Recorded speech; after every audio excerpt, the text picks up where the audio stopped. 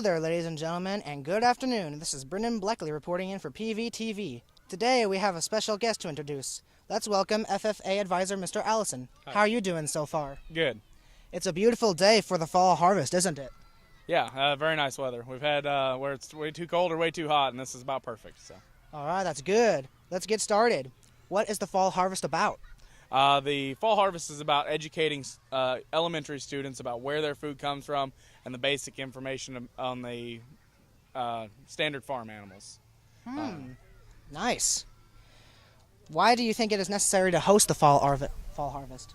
I think the fall harvest is necessary because we have a lot of students in our school. Even though we're fairly rural, they still don't know exactly where their food comes from. A lot of times they don't know a lot about the animals. We have a lot of town kids and even some rural kids that don't grow up on the farm these days. Less than 2% of the population these days is directly on the farm. It means 98% of the people out there don't know what a cow looks like, or they don't live on a farm. So, Wow. Honestly, that's sad if you ask me. yep. Has the fall harvest been a tradition for FFA? Oh yes, we've done the fall harvest for a number of years. I think it might have started about in the 80s or so, long before my time. I didn't start it obviously, but we've been doing it for quite a while. So it's been going very well.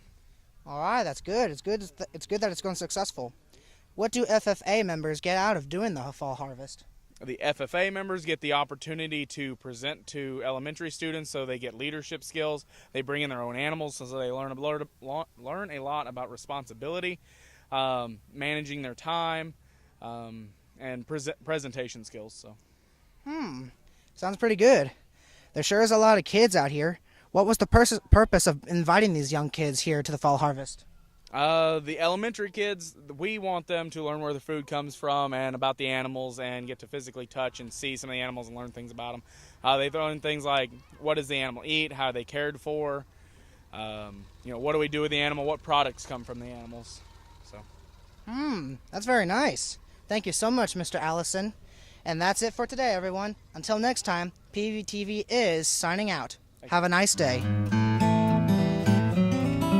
Hi, my name is Brandy from PVTV Channel 985, and I'm here with Sydney, and I'm going to ask her questions about horses. So, what are the main equipment you need to manage taking care of a horse? To manage taking care of horses, you obviously need about an acre and a half size of lot. If you're just taking care of one horse. If you're taking care of multiple horses, you need more land. We recommend about 1 acre per horse. So we have about 7 horses on 12 acres of land where my horse comes from. And then we have a barn, and then you also need equipment for fencing, your saddles, bridles, and stuff like that. And then you need to have a good feed, and farriers and vets are the main thing. Why are horses so important to society? Horses are used for a lot more than what people think they are. They're used for mounted patrol. They are also used to pull wagons and carts in cities for like weddings and stuff. It doesn't sound as important as it is, but everybody wants that fairy tale wedding. Our horses are used for rodeo. You can pull checks on them. Well, at least the one over there. This one, she's still learning. Horses are also used for therapeutic riding, which is very beneficial to disabled members of society. Down syndrome, autistics, they really help. I know personally horses have helped a lot of disabled people come out of their shells and really interact with people and other animals. Awesome. What do you think the best way of grooming your horse? If you just want me to show you. If you have mud, you want to start off with a metal curry. If your horse is just dusty, you want to start off with a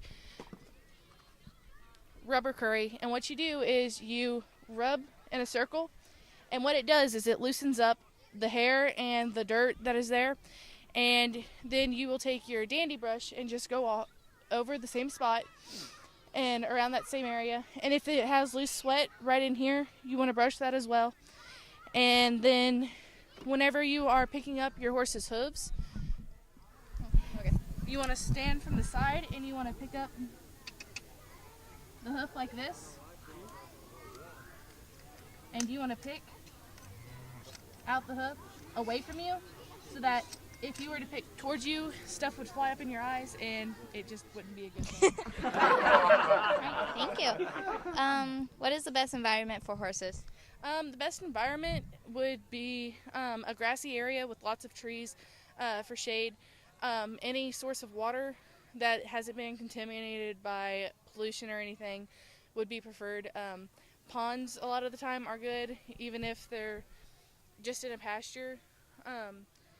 Our surroundings is probably some of the best pasture area. You have trees in the back over here that provide shade, and then you also have your grassy lot. Awesome. Now, how many bones is the skeleton of a horse made up of? They're made up of 205 bones, so that's quite a bit of bones. Thank you, Sydney. This has been PVTV signing out.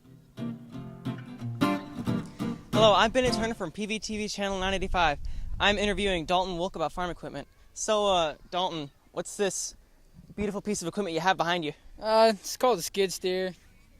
Used for many things around here, like moving dirt. That's about it.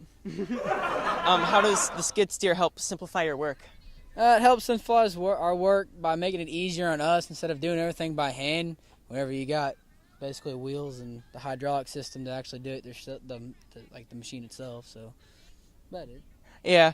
How hard would your job be if you didn't have the farm equipment behind you? It'd probably be very hard. I mean, well, back in the day, 1900s, you always did everything with horse and buggy, and here we are now with engines and electronical stuff. So, yeah.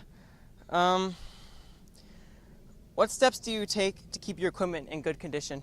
Maintain them. Make sure, oil change, grease fittings are greased up. Don't run your equipment to death. Just take it nice and slow. You'll eventually get your job done. Just basically don't run the equipment too hard. Yeah. Do you think the expensive price of this machinery is worth all the things it does? Oh yeah, it's worth the money of having one. We got one on our farm. We use it for multiple things. You just get different attachments. You can, like I said, do multiple things with it, more than just one. So. Yeah. Does the equipment lessen the chance of an injury, or does it increase the chance of an injury?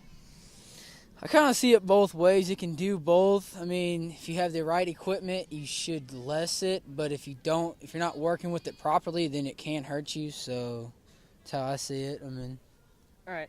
Well, this has been an interview with Dalton Wilk about farm equipment. Thank you very much for giving me the time to interview you. I'm Bennett Turner.